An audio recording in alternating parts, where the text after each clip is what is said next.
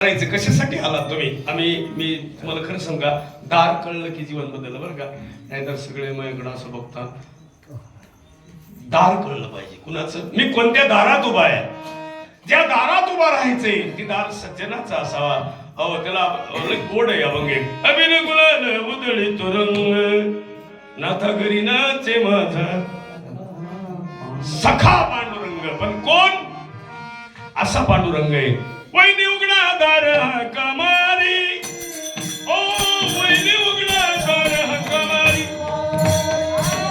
वैनी उघडा दार कमारी, वैनी उघडा दार कमारी. कोलाची बहीण झाला रंग, कोलाची बहीण झाला रंग, कोलाची बहीण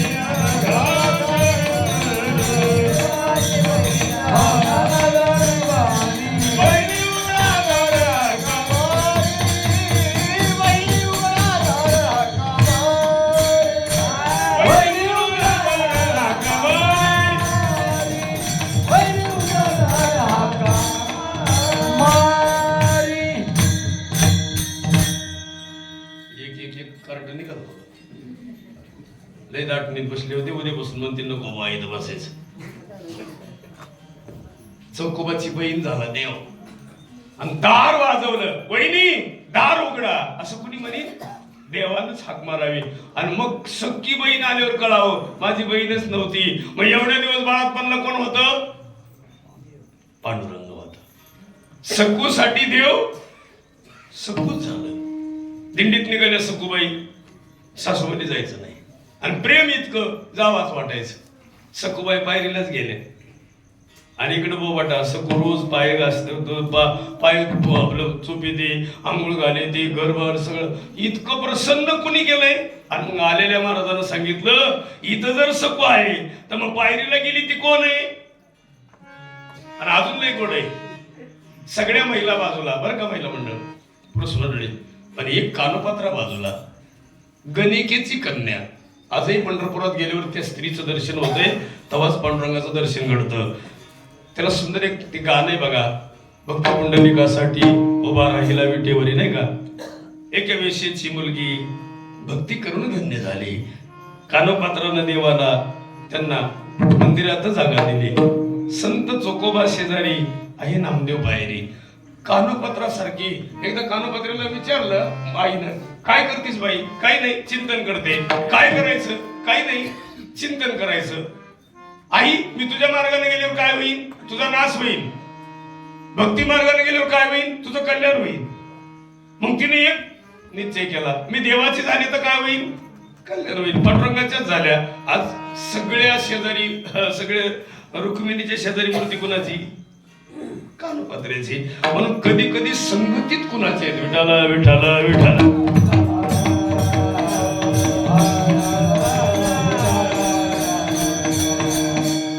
असू द्या आता राहू दे, ते बसले बसू द्या, नको मरू द्या.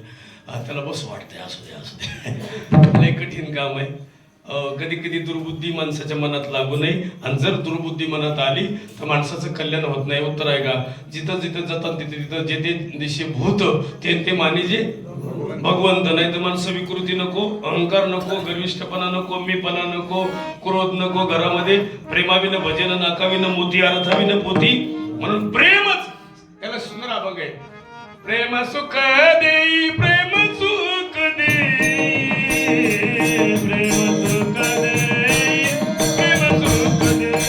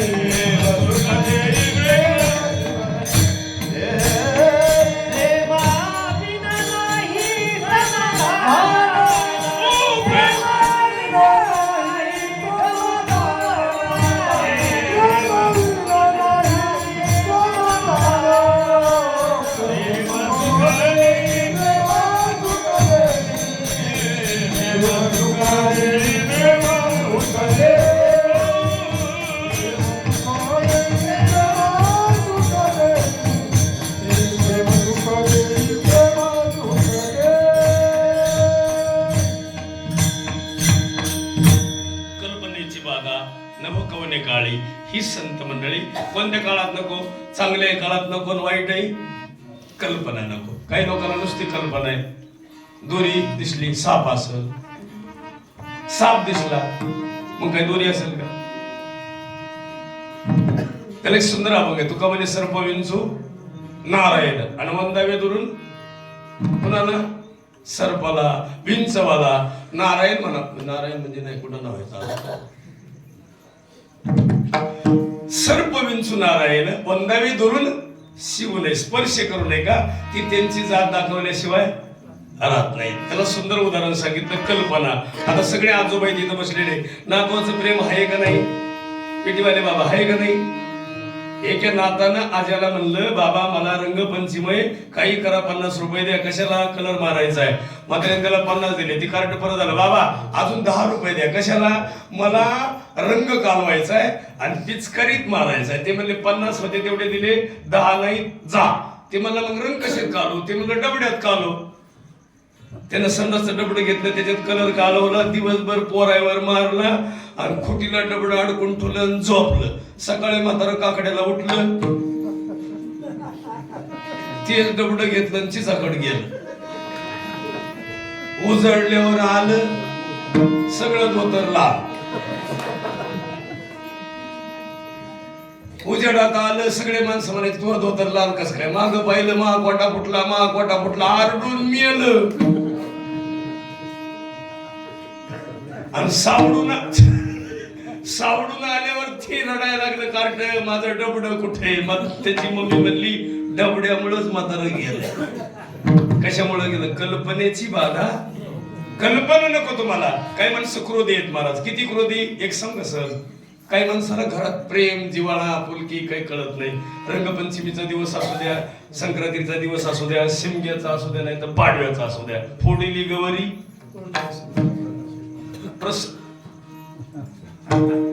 इकडं हे बी कळत आहे का?